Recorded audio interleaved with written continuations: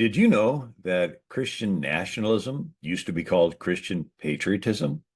Hi, this is Bill Federer, and in this episode of How We Got Here, we are looking at the controversial new label the mainstream media is using, Christian nationalism.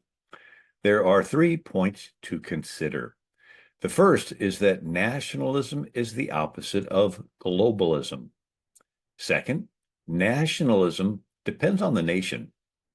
Thirdly, Christian nationalism used to be called Christian patriotism, and every president, Democrat and Republican, encouraged it.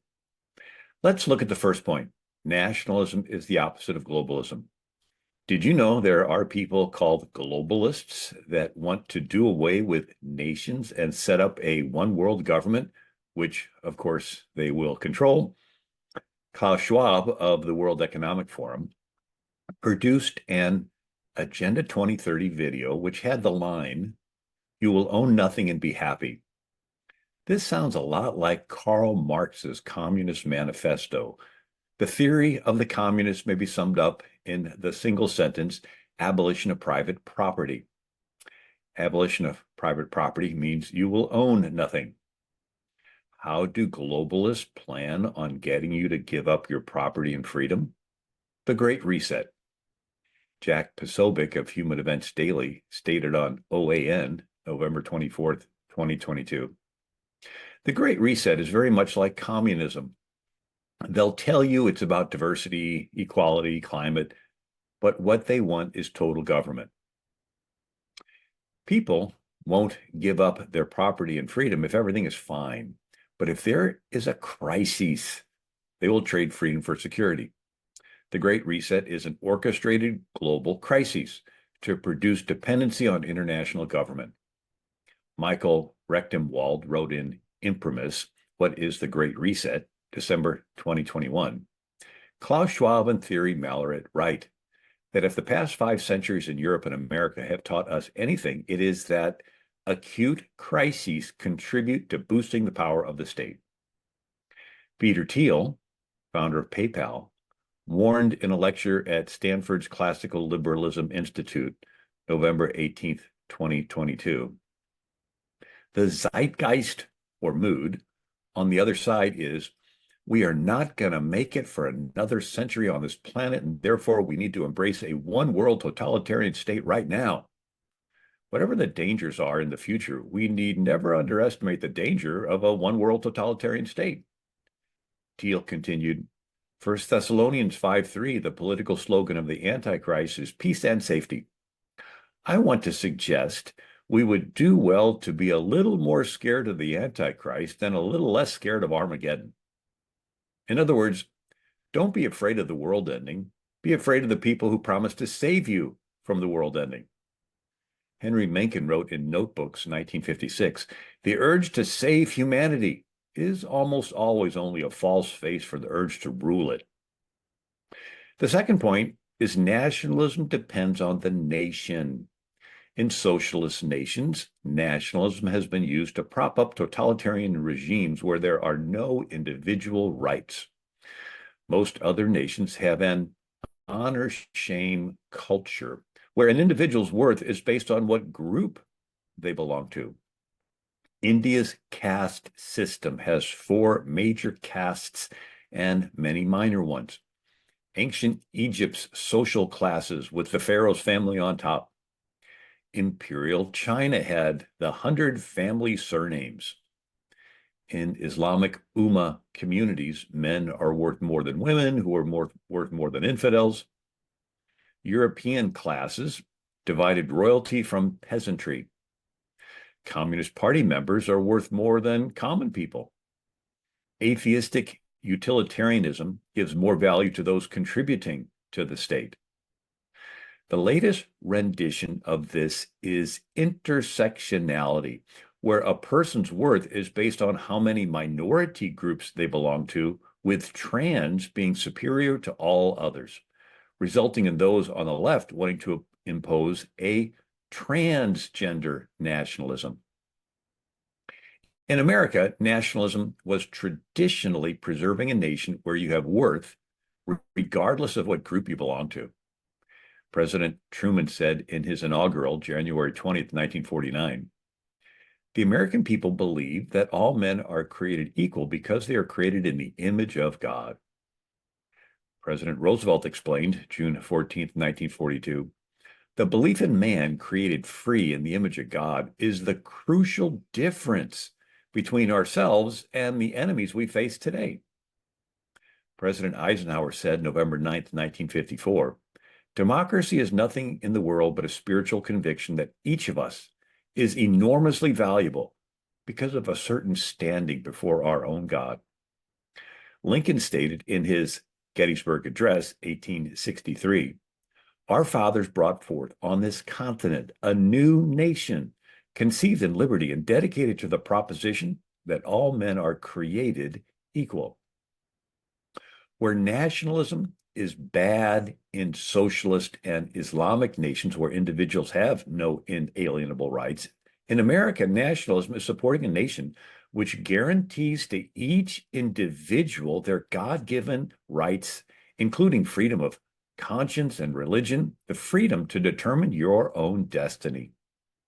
Eisenhower said, February 20th, 1955, "The Founding Fathers, recognizing God as the author of individual rights, declared that the purpose of government is to secure those rights."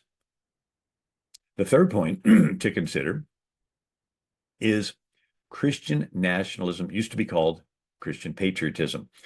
It was as American as football and apple pie. The word nationalism was not even in use in America when Noah Webster compiled his 1828 American Dictionary of the English Language. Yet the word patriotism was.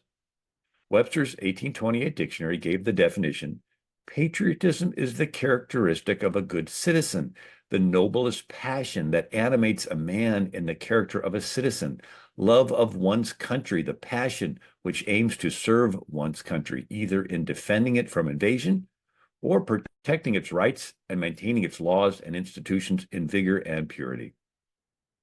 Every president, Democrat and Republican, encouraged Christian patriotism. George Washington referred to both Christian and patriot in his order to troops at Valley Forge, May 2nd, 1778. To the distinguished character of patriot, it should be our highest glory to laud the more distinguished character of Christian. Washington wrote July 9th, 1776, "The general hopes and trusts that every officer and man will endeavor to live and act as becomes a Christian soldier, defending the dearest rights and liberties of his country." Republican Lincoln issued the Emancipation Proclamation and pushed through the 13th Amendment, freeing 4 million slaves. He stated in his inaugural address, March 4th, 1861, "Intelligence, patriotism, Christianity, and a firm reliance on him are still competent to adjust in the best way all our present difficulty." Lincoln mentioned patriotism and Christianity right next to each other in his inaugural. In the post-Reconstruction era, President Theodore Roosevelt, a Republican, condemned KKK mobs in the Democrat Southern states, December 3rd, 1906. As Bishop Charles Galloway of Mississippi has said, "The mob lynches a Negro. Every Christian patriot in America needs to lift up his voice in loud and eternal protest against the mob spirit." Republican President William Howard Taft had stated in 1908, "No man can study the movement of modern civilization and not realize that the spread of Christianity is the basis of modern civilization in the growth of popular self-government. The spirit of Christianity is pure democracy. It is equality of man before God, the equality of man before the law." Democrat President Woodrow Wilson warned in 1923, "We call ourselves a Christian civilization, a Christian conception of justice. Our civilization can be saved only by becoming permeated with the spirit of Christ and being made free and happy by the practices which spring out of that spirit." Democrat President Franklin Roosevelt, an Episcopalian, wrote the prologue of a Gideon's New Testament and Book of Psalms that was given out to millions of soldiers and sailors during World War II. FDR had stated October 6th, 1935, the printing of the first English Bible is an event of great significance. We trace the widespread dissemination of those moral and spiritual precepts that have so greatly affected the progress of Christian civilization. FDR stated September 1st, 1941, preservation of these rights is vitally important to the whole future of Christian civilization. Would today's mainstream media label Roosevelt a Christian nationalist? President Truman, a Democrat, said August 28, 1947, this is a Christian nation. As a Christian nation, our earnest desire is to work with men of goodwill everywhere to banish war. Truman lit the national Christmas tree December 24th, 1952, saying, through Jesus Christ, the world will yet be a better and fairer place. Would the mainstream media call Truman a Christian nationalist? Republican President Dwight Eisenhower said November 9th, 1954, this relationship between a spiritual faith and our form of government is obvious. Man is endowed by his creator. When you come back to it, there is just one thing. Man is worthwhile because he was born in the image of his God. Any group that awakens all of us to these simple things is a dedicated, patriotic group that can well take the Bible in one hand and the flag in the other and march ahead. Democrat President John F. Kennedy wrote to Brazil's president, January 31st, 1961, to each of us is entrusted the heavy responsibility of guiding the affairs of a democratic nation founded on Christian ideals. Patricia U. Bonami, professor emeritus of New York University, wrote, the colonists were about 98% Protestant. J. Tobin Grant wrote in Measuring Aggregate Religiosity in the United States, 1952 to 2005, that in 1965, America's population was 93% Christian, consisting of 69% Protestant and 24% Catholic, with 3% of the population Jewish. Jeffrey M. Jones wrote, according to an average of all 2021 Gallup polling, about 3 in 4 Americans said they identify with a specific religious faith. By far, the largest proportion, 69%, identify with a Christian religion, including 35% who are Protestant, 22% Catholic, and 12% who identify as just simply Christian. In America, tolerance evolved from Pilgrims and Puritans to all Protestants, then to Catholics, Jews, liberal pseudo-Christian groups, then to monotheists and polytheists, then to all religions, and finally to atheists, Islamists, and Satanists. Ironically, the last ones in want to kick the first ones out. They are intolerant of the beliefs that tolerated them. Ronald Reagan stated, August 23rd, 1984, the frustrating thing is that those who are attacking religion claim they are doing it in the name of tolerance. Question, isn't the real truth that they are intolerant of religion? Bob Unruh wrote in WND.com, April 1st, 2024, the state attacks Christians with a so-called non-discrimination agenda that actually discriminates against people of faith. Why does the mainstream media insist on calling Christian patriots Christian nationalists? For the same reason they call pro-life supporters anti-abortion. No pro-life group labels itself anti-abortion. Yet every mainstream news article that covers the subject labels pro-life people anti-abortion. Why? Negative word association. They want to malign public opinion against them. What is happening is called psychological projection.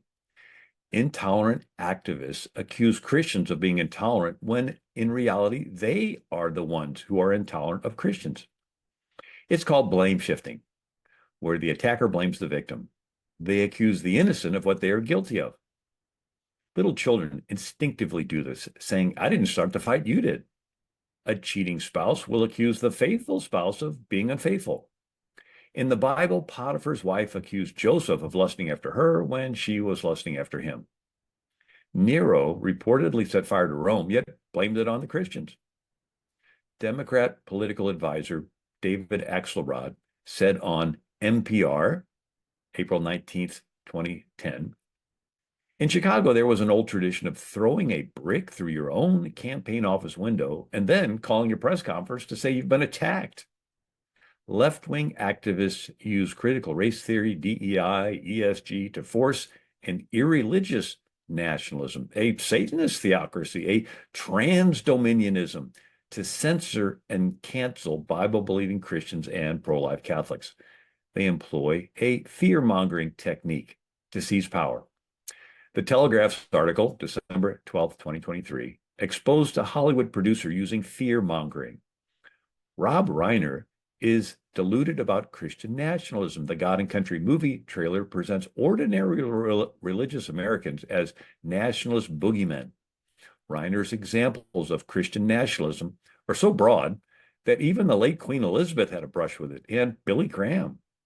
The inescapable conclusion is that average Christian beliefs and average Christian engagement in the public sphere is exactly what Reiner and his abetos, collaborators, hope to target. They want to shame followers of Jesus from taking part in the very same political activities their secular counterparts do.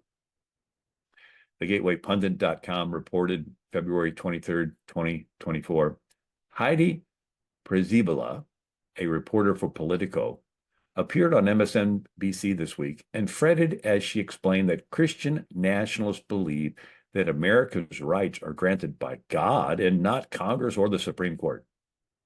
The rights of Americans do come from God and not the government, which anyone knows if they have read the country's founding documents. How is this person even allowed to comment on politics on TV with this level of dishonesty or stupidity?